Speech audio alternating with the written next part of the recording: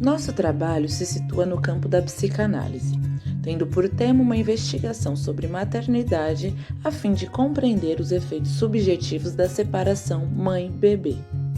Quem passa pela gravidez vivencia movimentos particulares de ansiedade durante e após a gestação. Esse acesso à ansiedade causa sintomas físicos, podendo ser leve como sonolência ou crítico, chegando a um aborto ou parto prematuro. Começa inconsciente e se torna consciente.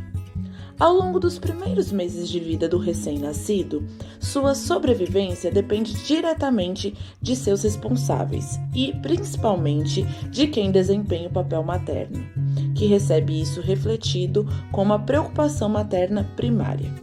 Nesta fase, a mãe alcança um estado de sensibilidade intensificada, que a faz se identificar com o bebê, e tem como a duração comum algumas semanas após o parto. A figura materna pode não experimentar essa fase primária. Neste caso, precisará suprir futuramente o que foi perdido, tendo um período de dedicação prolongado. Por mais que a figura materna adotiva não passe por esse estado primitivo de preocupação, isso não impede que se conecte com seu bebê. Winnicott cita em seu artigo A Preocupação Materna Primária que outros estudantes deste assunto, como Mahler, acreditavam que, por a PMP acontecer apenas com a mãe biológica do bebê, a mãe adotiva não poderia suprir tais necessidades. Aqui, Winnicott diz o contrário, fortalecendo que a mãe adotiva pode preencher os espaços que lhe serão demandados, podendo se adaptar suficientemente bem na medida de sua capacidade. Se o contato visual entre a figura materna e o bebê é de extrema importância, a falta dele também é. A ausência do olhar é sentida internamente pelo recém-nascido. Não ser visto durante esse momento significa o mesmo que não existir. Zimmermann confirma isto ao demonstrar que os primeiros momentos entre a mãe e o bebê são importantes para a construção do ego do recém-nascido. A separação entre ambos, nesse momento, tem uma constante ameaça e angústia da perda de amor ou castração. Freud caracteriza angústia como sinal de perigo, uma condição limitativa imposta ao eu para protegê-lo de determinada ameaça, sendo essa realística, que é um perigo conhecido, ou neurótica, um perigo pulsional ou desconhecido. De acordo com Lacan, a união que o bebê estabelecerá com os objetos, ou a falta da mesma, é a forma com a qual irá se relacionar com o mundo. Por isso, a separação entre a mãe e o bebê deve ser feita de forma tranquila e empática, a fim de passar por esta fase de forma eficientemente segura. Ela tem início quando a criança começa a depender também do ambiente e não mais totalmente da figura materna. Esta reação à perda é descrita por Freud como luto, onde um trabalho psíquico é realizado a partir da perda de algo com grande significado afetivo. Em sua perspectiva, isto se constitui em um caminho construtivo que libera o desejo do objeto perdido para o estabelecimento de novos laços. Já, ao contrário do luto, existe a melancolia. Esta não realiza o processo de estabelecer novos laços, pois o desejo não se liga a outro objeto, e sim se volta para si mesmo, o próprio eu. A quebra afetiva que ocorre neste período pode gerar diversos desfechos futuros, dependendo apenas de o quanto a criança teve suas necessidades principais saciadas durante o processo. Uma das consequências dessa separação gradual é a criança estar em um ambiente social livre e diferente, tendo alcançado o entendimento de que ela é um indivíduo. Ao conquistar esta capacidade, a criança conquista também um sentimento de confiança e autonomia. Todo este processo de separação se complexifica quando os contextos traumáticos passam a fazer parte desta equação. São gerados em situações onde a ausência é a única forma de presença, ou quando a figura materna não serve de espelho para o bebê. Em situações como essa, o luto se desvia e a melancolia pode assumir a cena psíquica. Freud mostra que quando a angústia de separação acaba sendo forte e constante, ela é vivida como um temor desesperador de se ver sozinho e ou abandonado, o que resulta na dor psíquica do luto. Por isso, a questão a ser analisada durante esta pesquisa foi selecionada, pois a separação entre a mãe e a criança, quando não ocorre de forma saudável, pode gerar futuros impactos negativos. A separação, mesmo que temporária, deve acontecer gradualmente, entre períodos de presença e ausência dos cuidados maternos, e vai procedendo em reações à perda significativa que é a crescente falta materna. Durante a pandemia de Covid-19, muitas puérperas que contiveram a suspeita ou confirmação de estarem infectadas eram separadas rotineiramente de seus filhos recém-nascidos.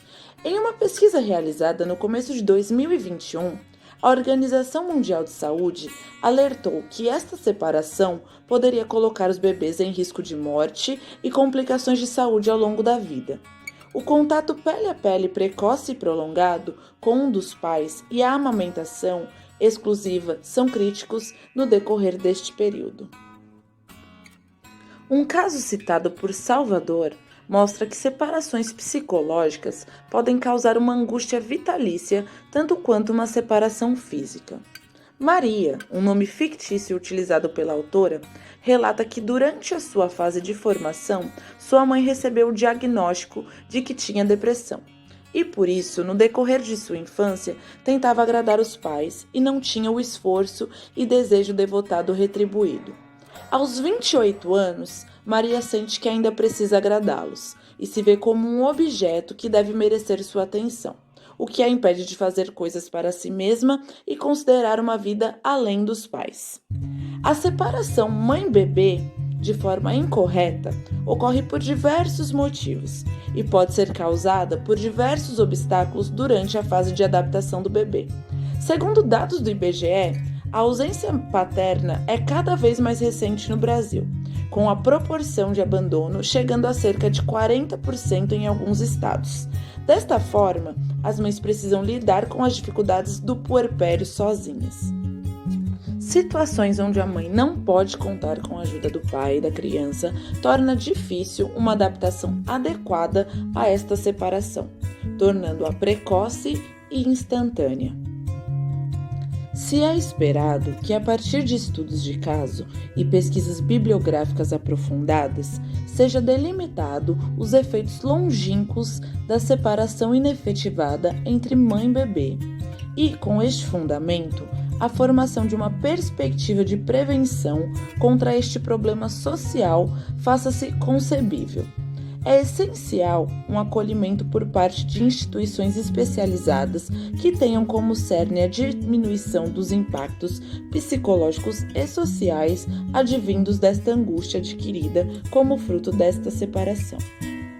Sendo assim, esta pesquisa visa o entendimento da separação mãe-bebê, das relações de abandono familiar dentro da sociedade e seus impactos na criação da criança, de descrever o processo complexo da gravidez e como essa realidade afeta a mãe ao lidar com esse processo, muitas vezes sozinha, e o filho que não tem suas necessidades afetuosas sanadas.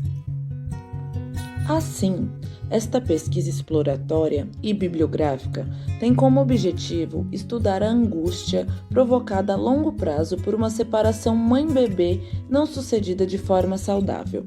Então, como objetivos secundários, com a finalidade de atingir o propósito geral declarado acima, fora decidido conhecer o impacto da separação mãe-bebê, aprofundar os estudos nas consequências de uma separação de forma incorreta e investigar, entre estudos de caso, quais consequências acontecem de maneira recorrente entre adultos que tiveram uma separação de forma incorreta quando crianças. Para realizar esse projeto, propomos uma pesquisa bibliográfica e exploratória sobre estes efeitos subjetivos. Se tratará de uma pesquisa teórica no ramo da psicanálise. Se dará a partir de um recorte de livros e artigos a partir dos descritores. Psicanálise, puerpério, angústia, separação.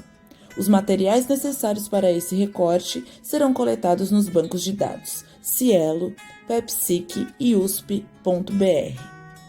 5 desses trabalhos serão analisados a partir da técnica de análise de conteúdo. Referente à análise de dados, também foi aplicada a psicanálise com base nas teorias de Winnicott e Freud, que estabelecem aspectos primordiais para a compreensão da separação mãe-bebê. Além disso, se fez necessário consultar o IBGE para obtenção de informações e dados referente à ausência paterna.